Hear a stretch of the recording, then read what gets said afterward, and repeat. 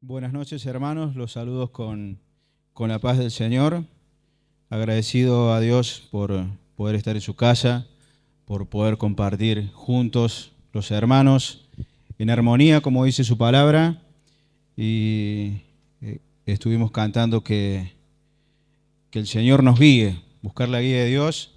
Y es lo que pido en este momento, que el Señor guíe mi vida para poder compartir lo que Dios ha puesto en mi corazón para este día. Y hay una palabra que llegó a mi corazón hace un tiempo y me bendijo mucho, marcó mi vida, mi forma de ver las cosas, y es la que quiero compartir con ustedes. Vamos a ir abriendo nuestras Biblias en el segundo libro de Crónicas, ahí en el Antiguo Testamento, en el versículo 32. Vamos a leer un poco de la historia del rey Ezequías, un rey usado por Dios. Amén.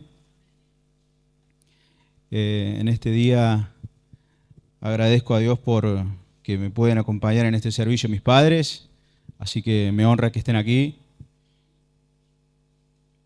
Me quiero tomar un minuto, con el permiso de los pastores, para agradecer a Dios porque me han encaminado en el camino de Dios. La verdad que es lo mejor que pudieron hacer por mí, por mis hermanos, y honro sus vidas.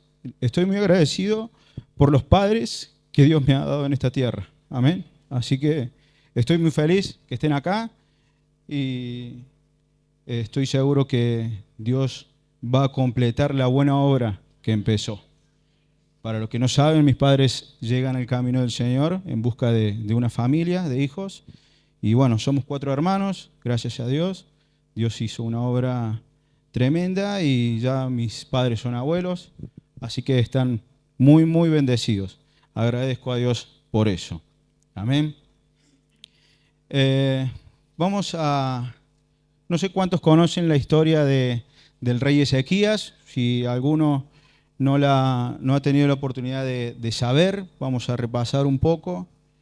Y nos situamos eh, en una época donde el pueblo de Dios estuvo de manera consecutiva varios reyes. Moría un rey y seguía otro, su hijo heredero. Y había reyes que hacían la voluntad de Dios y había reyes que no. En este caso, Ezequías comenzó a reinar a la edad de 25 años y lo hizo por 29 años, y él hizo lo que agrada a Dios.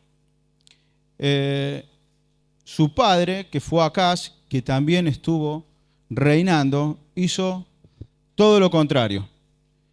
La Biblia nos relata que a los ojos de Dios, él no agradó con sus actos, llevó lamentablemente a la nación y a sus súbditos al paganismo, a adorar a otros dioses, y aclara la Biblia que siguió el mal ejemplo de los reyes anteriores. O sea, hubo reyes que hicieron lo bueno y que hicieron lo malo, y Acaz decidió seguir un mal ejemplo. Qué importante que es, pensaba, en nuestra vida mirar los buenos ejemplos y poder seguirlos. Amén. Que el Señor nos dé la gracia para poder tener una mirada. Tenemos el mejor ejemplo, que fue Jesucristo, que fue obediente, que fue manso, fue humilde. Y muchas cosas de las que hizo Acaz desagradaron a Dios, edificó altares a los Baales. Inclusive también relata la palabra de Dios que entregó a sus hijos al fuego. Qué terrible, ¿no? Esto lamentablemente provocó que Dios apartara su mirada de su pueblo. Y yo también pensaba para mi vida que ojalá nunca me aparte, y compartir con mis hermanos, con los que no conocen, no apartarse de Dios, porque trae sus consecuencias negativas, muy negativas. Dios lo entregó en manos de sus enemigos y eso fue terrible.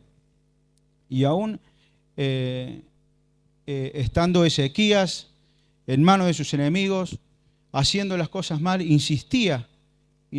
Acaz pensaba, bueno, como mis enemigos adoran a sus dioses y van a la guerra y tienen victoria, yo también voy a adorar a esos dioses para que me vaya bien. Qué terrible, me acordaba del Salmo 37, que dice, no tengas envidia de los que hacen iniquidad, ni te alteres con motivo del que prospera en su camino. Que Dios nos pueda dar la mirada correcta, mirar hacia el cielo, mirar hacia Jesús y mirar hacia los buenos ejemplos. Lo más terrible de Acaz fue que cerró las puertas del templo completamente, cesó el culto a Dios, los utensilios del templo los rompió, en todas las partes de la ciudad edificaba altares a dioses paganos. Bueno, en este contexto es que Ezequías, a la edad de 25 años, tuvo que afrontar su llegada al trono, y la verdad que con un malísimo ejemplo, con un reino devastado, y me ponía a pensar qué es lo que motivó a Ezequías a hacer lo correcto, porque él cambió el legado que venía dejando su padre, cambió la historia. Él, cuando le tocó gobernar, empezó a hacer las cosas bien. Y eso también me lleva a pensar que en nosotros, en cada uno de nosotros, de ustedes, hermanos, está la capacidad de poder poner un alto a lo que está mal y decir, a partir de este momento cambio lo que a Dios no le agrada. Y también todos los años que Ezequías estuvo viendo las malas actitudes de su padre. Y me permito pensar, no está registrado en la palabra, pero pensaba en su madre. Y así como hubo madres que incitaron a los reyes a hacer cosas malas, me permito pensar que la madre de Ezequías tuvo alguna influencia positiva para que él pueda tener un cambio en el transcurso, en el comienzo de su gobierno. Lo primero que hace Ezequías cuando comienza a reinar, dijo, bueno, esto está todo mal, vamos a adorar a Dios. Y empezó a buscar a los sacerdotes, a los levitas que tenían a cargo el servicio del templo, que estaban inactivos. Y la verdad que él llamó al pueblo al arrepentimiento.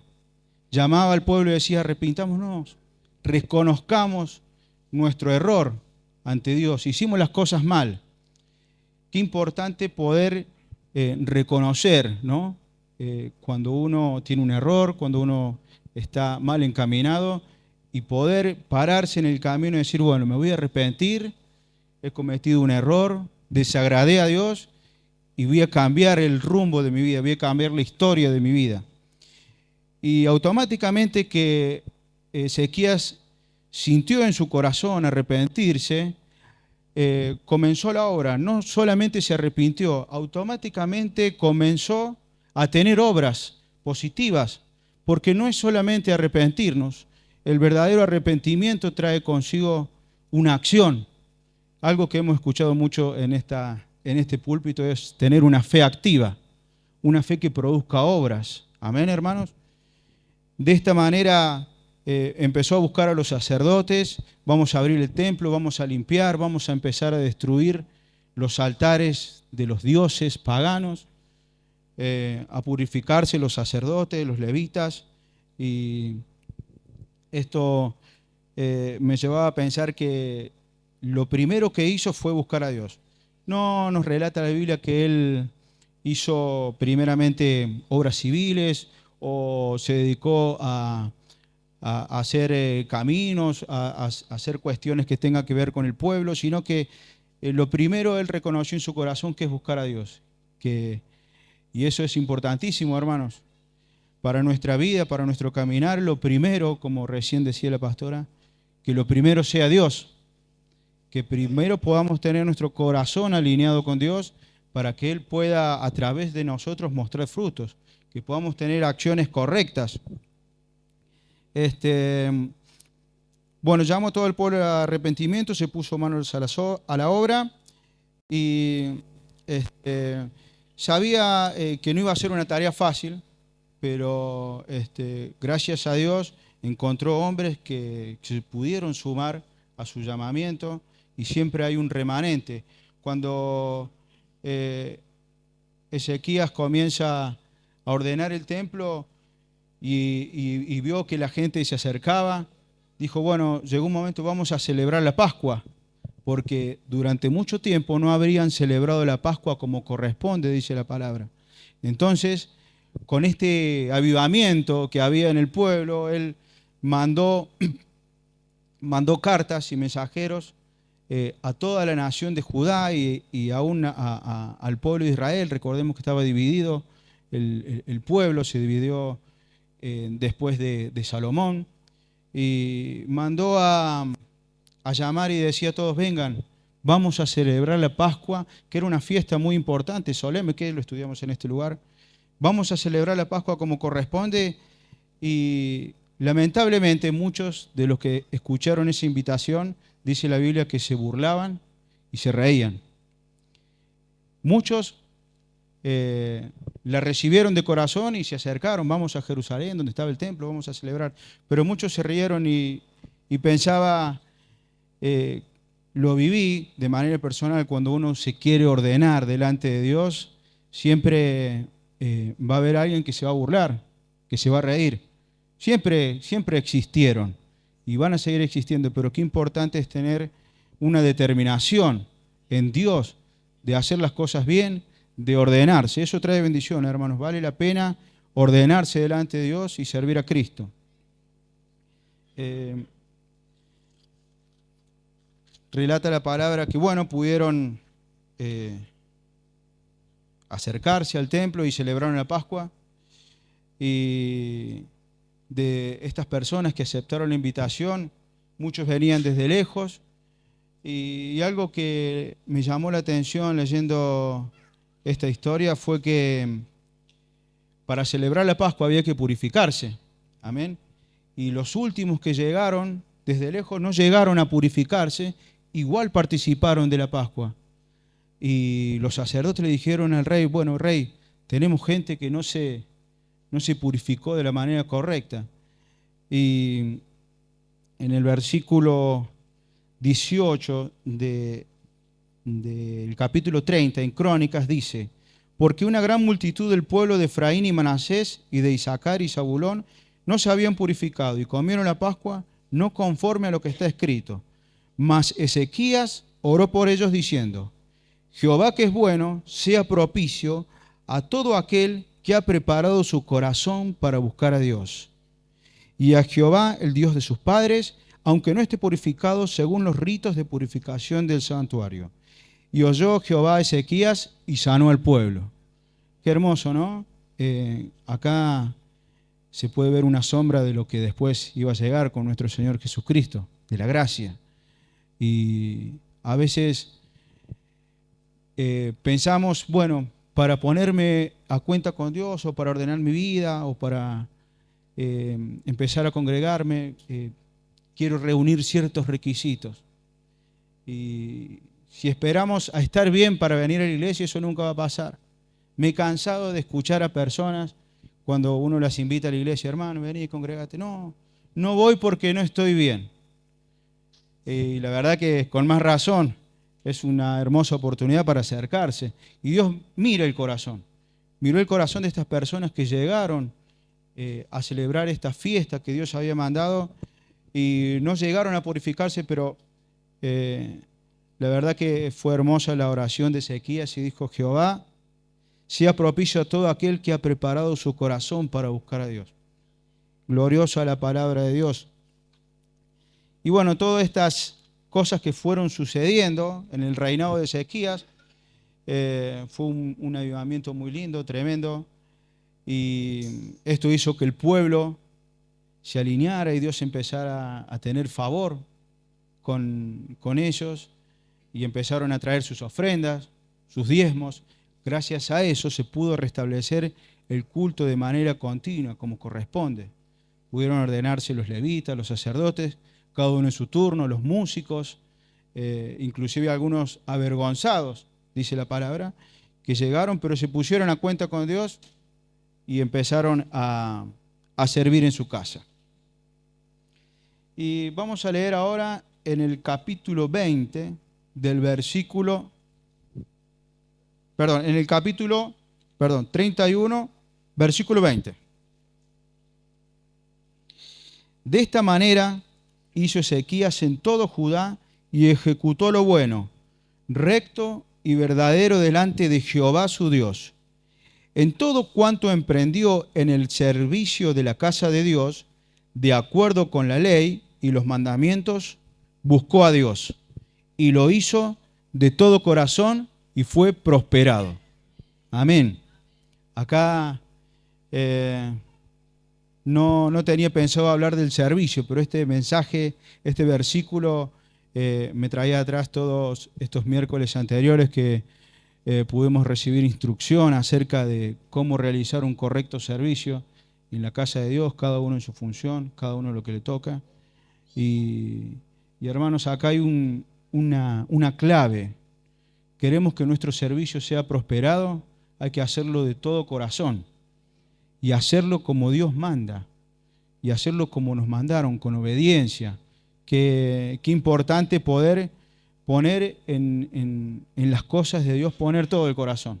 Amén. Eso trae no solamente prosperidad al servicio, sino prosperidad a la persona. Y continuamos leyendo en el versículo 32, en el capítulo 32, versículo 1. Después de estas cosas y de esta fidelidad, vino Sennacherib, rey de los asirios, e invadió Judá, y acampó contra las ciudades fortificadas con la intención de conquistarlas. Y la verdad que venimos repasando una hermosa historia y de cómo este rey, guiado por Dios, hizo las cosas bien y el pueblo fue bendecido. Y la Biblia dice, después de estas cosas y de esta fidelidad vino Sennacherib a invadir. Y pensaba, ¿por qué? El pueblo se alineó con Dios. No fue el caso de Acaz, su padre, que fue entregado, Dios lo entregó en manos de sus enemigos. Pero también pensando en esto y meditando, hermanos, cuando tenemos un periodo de fidelidad con Dios, un periodo donde nos alineamos, queremos hacer las cosas bien, siempre vamos a tener que atravesar un proceso, una prueba. Y en ese sentido, es por qué viene la prueba si estoy haciendo bien las cosas, ¿no? Si estoy haciendo lo que Dios me manda, intento hacerlo, tengo la voluntad de hacerlo. Y, hermano, no nos olvidemos del enemigo de nuestras vidas. Cuando vos te alineás, cuando querés hacer las cosas bien y tenés fidelidad, va a venir el diablo a querer robarte lo que Dios te está dando, lo que Dios te está preparando. Eso siempre va a pasar, hermano. Está garantizado. Amén. Pero me gusta la versión NBI. Dice, después de semejante muestra de fidelidad. Y la verdad que, hermanos, tenemos que estar preparados y ser conscientes que en este caminar con Cristo vamos a tener que afrontar distintas pruebas, distintas situaciones que no nos van a agradar, pero lo importante es que con nosotros está Jehová, está Dios, y a través de la fidelidad que podemos tener, Dios nos va a dar victoria. Amén, hermanos. Continuamos la lectura en el versículo 2. Viendo Ezequías la venida de Sennacherib y su intención de combatir a Jerusalén, tuvo consejo con sus príncipes y con sus hombres valientes para cegar las fuentes de agua que estaban fuera de la ciudad, y ellos le apoyaron. Entonces se reunió mucho pueblo y cegaron todas las fuentes y el arroyo que corría a través del territorio, diciendo, ¿por qué ha de hallar los reyes de Asiria muchas aguas cuando vengan? Y podemos observar, hermanos, que el enemigo vino y se encontró con un rey preparado, con un rey sabio, que pudo tomar un buen consejo y planear una estrategia de guerra de la época que era no permitir que el enemigo pueda abastecerse con agua, que es un elemento vital. Amén. Y además de eso, en este tiempo Ezequías mandó a construir un túnel, un acueducto, para que la ciudad de Jerusalén no se quede en ninguna parte sin agua. Y pensaba cómo Dios, a través de su espíritu, le dio sabiduría y le dio buenas estrategias. Y pensaba, Señor, ¿cómo me encuentro cuando tengo una prueba? Señor, ¿me vas a dar las estrategias? Y yo pienso que sí. Acá Ezequías venía de una fidelidad a Dios y Dios le dio mucha sabiduría, le mostró lo que hizo Ezequías en el acueducto, no lo había hecho nadie. Dios se lo dio a él. Y me ha pasado, hermanos, cuando viene la prueba y uno dice, bueno, pero estoy en fidelidad con Dios, ¿qué pasa? Dios siempre se arregla para poner una persona que te dé un consejo, te muestra cosas que quizás antes no podías ver, y eso lo hace la poderosa mano de Dios. Amén. Así que tengamos confianza, hermanos, cuando tengamos que atravesar alguna prueba, cuando venga el enemigo a querer robarnos lo que Dios nos dio. Sabemos que tenemos con Dios un consejero, tenemos en la palabra para buscar la guía de Dios, tenemos los siervos para consultar, qué es lo que hizo Ezequías. Amén. Y en el versículo 5, que es este versículo que me impactó y marcó mi vida, dice: después, con ánimo resuelto, edificó Ezequías todos los muros caídos, e hizo alzar las torres y otro muro por fuera. Fortificó además a Milo en la ciudad de David, y también hizo muchas espadas y escudos. Y puso capitanes de guerra sobre el pueblo, y los hizo reunir en la plaza de la puerta de la ciudad, y habló al corazón de ellos diciendo: esforzaos y animaos, no temáis, ni tengáis miedo del rey de Asiria, ni de toda la multitud que con él viene, porque más hay con nosotros que con él. Con él está el brazo de carne, mas con nosotros está Jehová nuestro Dios para ayudarnos y pelear nuestras batallas.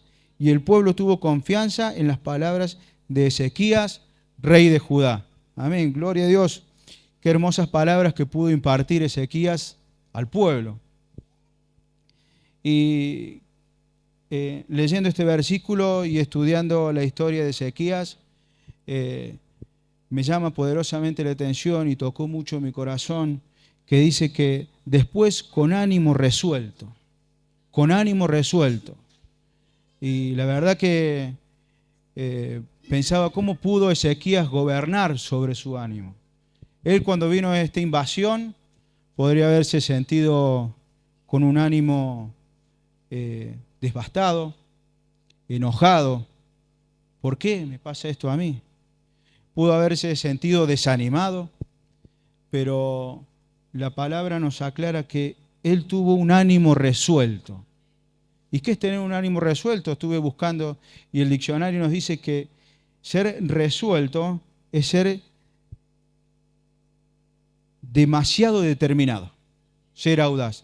Y la NBI creo que dice armándose de valor, ¿puede ser? Armándose de valor.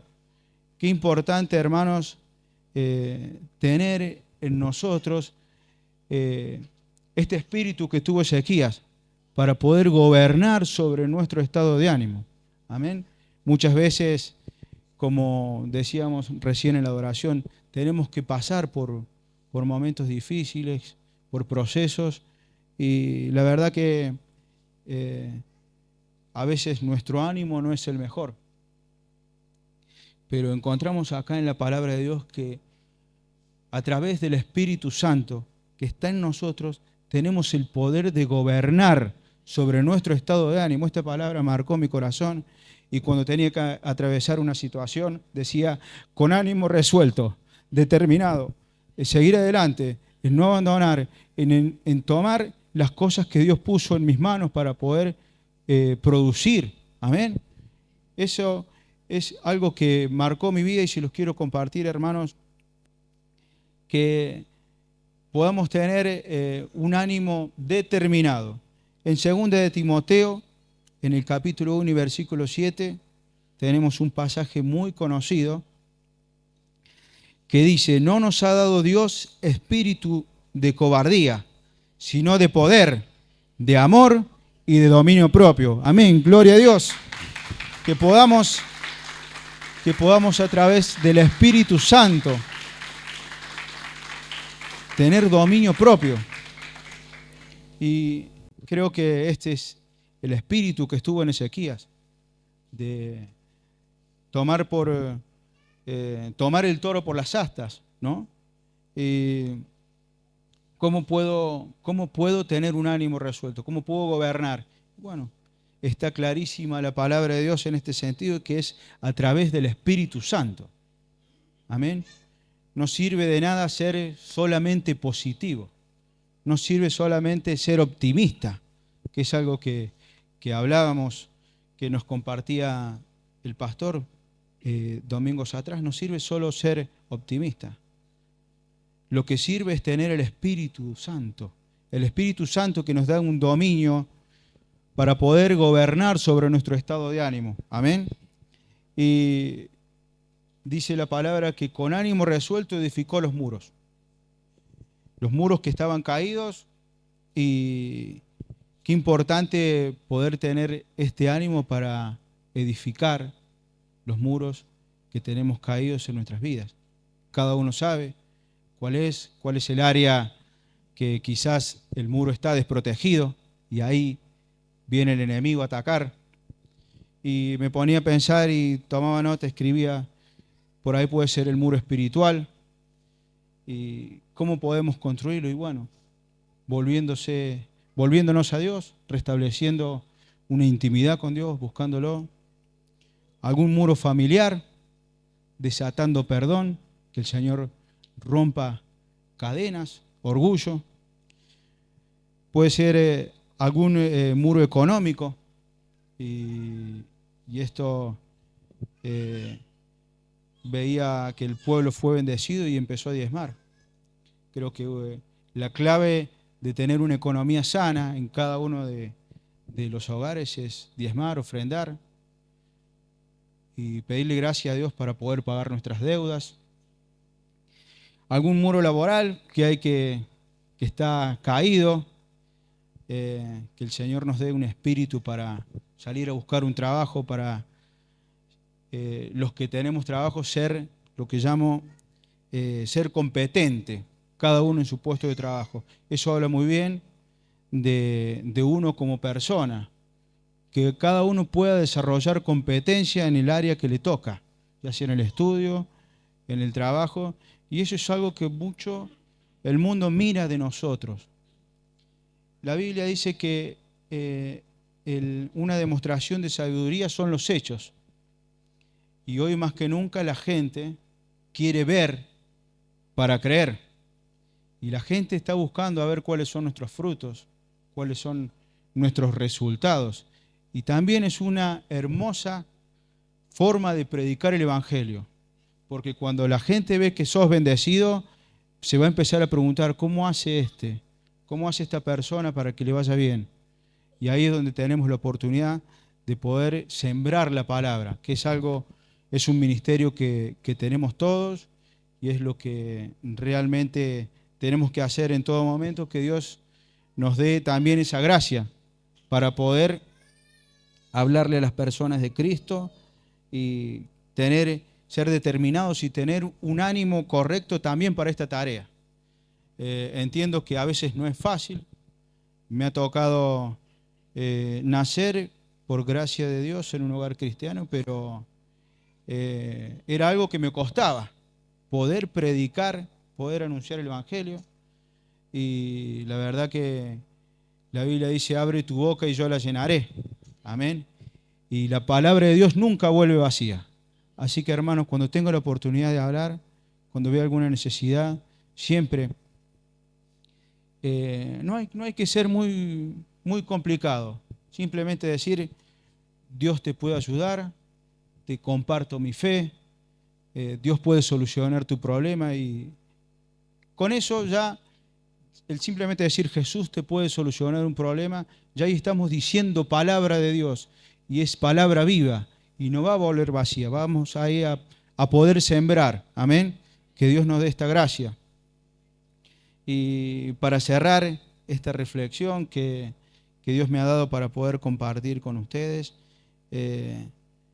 pensaba que la Biblia dice en Santiago que el hombre de doble ánimo es inconstante en todos sus caminos.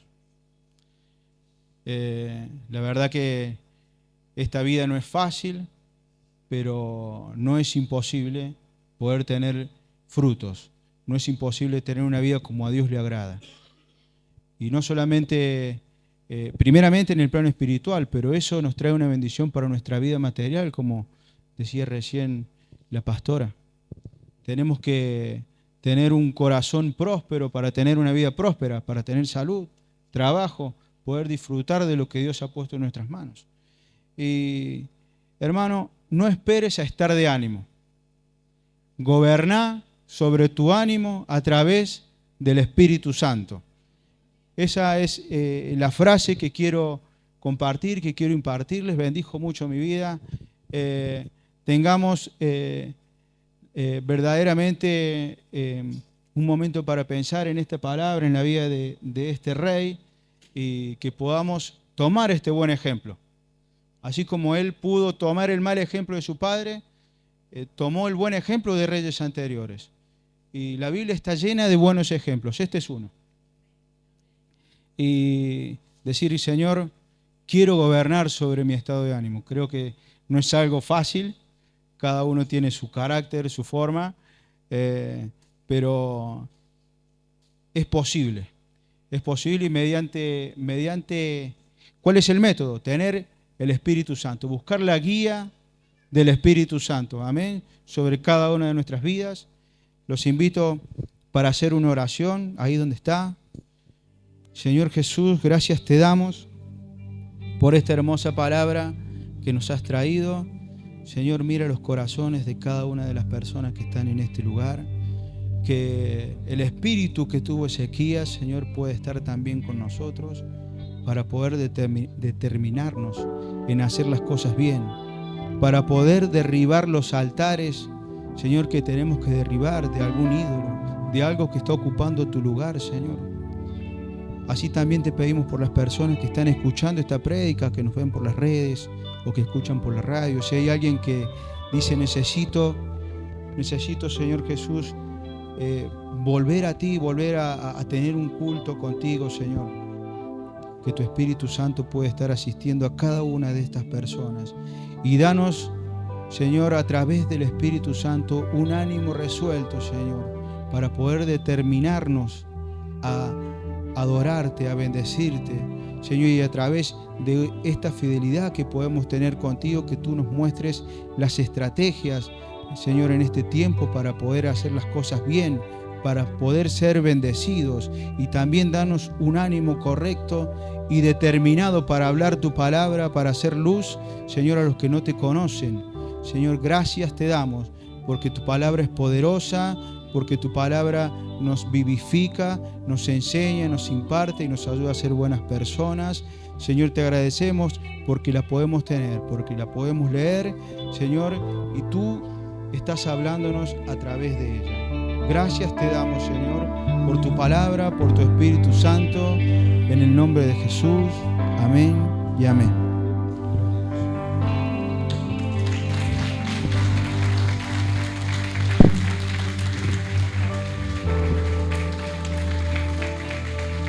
Gloria al Señor. Dele fuertes aplausos a nuestro Dios. Él es digno y merecedor de toda la gloria. Amén. Gracias, Señor. Agradecidos a Dios por su presencia, por su Espíritu Santo, por su bendita palabra. Yo creo que Dios nos ha hablado hoy. Amén. Usted tiene que decir, Señor, gracias porque me hablaste. Siempre la palabra que se imparte tiene algo para nosotros, o todo también. Qué importante esto, ¿no? Tomar determinaciones y decir, Señor, como decía nuestro hermano, gobernar sobre nuestro carácter pero con tu Espíritu Santo. Hace falta la autodeterminación, pero solos no podemos. La palabra del Señor nos dice que esta carne no quiere sujetarse y tampoco puede, aun si quisiera, ¿no? Necesitamos la ayuda y el auxilio del Espíritu Santo, buscar al Señor, como hizo Ezequías y como impulsó al pueblo a buscar a Dios. Busque a Dios usted e impulse a su familia a buscar a Dios. Amén.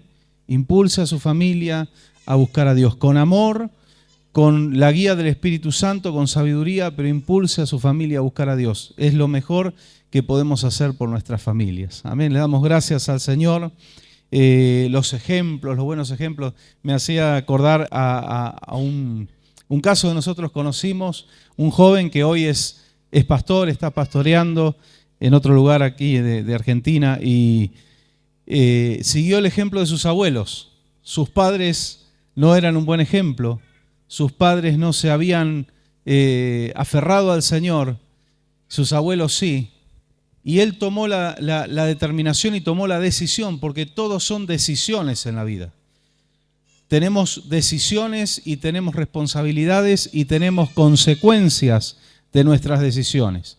Él tomó la decisión de servir, de seguir al Señor, de prenderse allí con su abuela, una sierva de Dios, y hoy está sirviendo a Dios. No existe tal excusa como yo soy así porque mis padres eran así. No. Sí, es bueno cuando, como al principio agradecía a nuestro hermano, a sus padres, qué bueno que es decir, si uno tuvo un buen ejemplo en la casa, padres que nos guiaron a servir al Señor, decir gracias porque ellos fueron una influencia muy importante en mi vida. Amén. Pero cuando hubiera un mal ejemplo, no es excusa. Podemos ir a la palabra del Señor y hay miles de buenos ejemplos. Amén. El apóstol Pablo nos impulsó a seguir los buenos ejemplos que hay en la congregación. Yo he escuchado predicadores decir, no hay que ser ejemplo o yo no quiero ser ejemplo de nadie. Es lamentable escuchar eso, ¿no? Qué bueno que es decirle, Señor, me pongo en tus manos para que mi vida pueda ser un faro. Mi vida puede ser de bendición, puede ser de inspiración, puede ser una predicación, nuestras vidas sean una predicación sin palabras, ¿sí?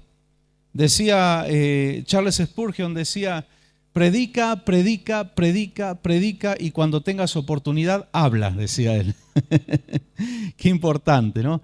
Que el Señor nos ayude. Yo le voy a invitar a ponerse de pie, vamos a estar finalizando y voy a invitar a mi esposa que pase un momento aquí, vamos a orar todos por ella y también los quiero invitar a ustedes, ahora al finalizar, vamos a tomarnos un tiempito. Bueno, mi esposa quiere compartir con todos ustedes, con toda la familia de fe, una tortita, ¿sí? Y vamos a compartir la comunión juntos. Vamos a orar por ella y vamos a bendecirla en el nombre de Jesús. Te damos gracias, Señor, por la vida en abundancia que tú nos das, Señor. Gracias por la vida de mi esposa, por estos años cumplidos en tu servicio, en fidelidad, obedeciendo al llamado que tú hiciste, Señor.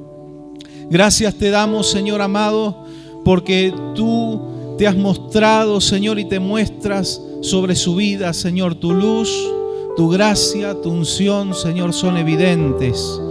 Y por una vida que te dijo sí, Señor. Gracias te damos, Padre Santo, y pedimos para ella, Señor, tu fortaleza espiritual, física, mental, Señor. Salud sobreabundante, Señor, porque nuestros cuerpos son templo de tu Espíritu y son herramientas para servirte a ti. Señor, desde la coronilla hasta la planta de sus pies, tu Espíritu Santo esté vivificando cada célula, cada órgano vital, sus huesos, sus coyunturas. Tú que levantaste a Cristo de los muertos, tú vivificas también nuestros cuerpos mortales. Fortalécela, Señor, y que una nueva gracia, renovada, unción de parte tuya, Señor, fluyan sobre su vida y siga siendo, Señor, de bendición, de guía, de inspiración para cada vida, Señor, para cada uno de nosotros. Gracias te damos, la bendecimos juntos, Señor, de todo corazón y te bendecimos a ti, Señor, y te adoramos y te agradecemos por tu fidelidad. Tú la has guardado, Señor, y ella ha tomado también en su vida la determinación de guardarse para ti. Y eso tiene un peso de gloria, Señor. Y tú la seguirás guardando. Gracias te damos en el nombre glorioso de Jesús. Amén y amén. Gloria a Dios.